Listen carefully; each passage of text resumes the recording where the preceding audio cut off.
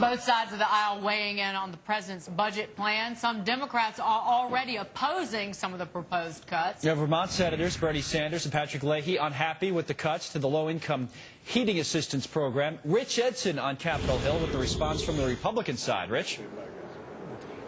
Hey, Connell. Well, what we're looking at here is the president's budget is sent to Capitol Hill, and then it's considered by the Budget Committee. And one of the top officials on the Budget Committee, Congressman Scott Garrett, a Republican from New Jersey.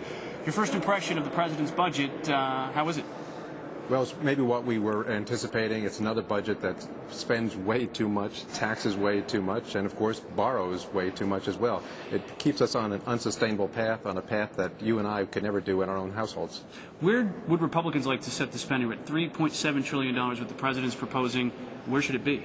It's significantly lower than that, and that's what we're actually starting, as we were just talking a moment ago, right this week with current spending levels. We have to bring them down for the current year. We have proposed $100 billion in savings in the current spending in 2011. Now that we're looking at 2012. Look, eventually we have to get our house in order. Eventually we have to get to a balanced budget, and what the president has given us goes in the complete opposite direction. It raises spending, it raises the debt. You know, the debt is actually basically doubled during the time that, since the time the president comes into office. We can't keep on that path. Entitlement reforms. Yeah. Will this Budget Committee deal with entitlements? Well, I certainly think we have to look at entitlements. For the years that I've been in Congress, the short time I've been here, every year from both sides of the aisle, whether they're liberal or conservative, they say the same thing. Entitlements are growing out of control. We can't sustain it, so we have to focus on entitlements as well. If you look at the political landscape, the White House has its budget. The Senate is controlled by Democrats. Republicans control here in the House.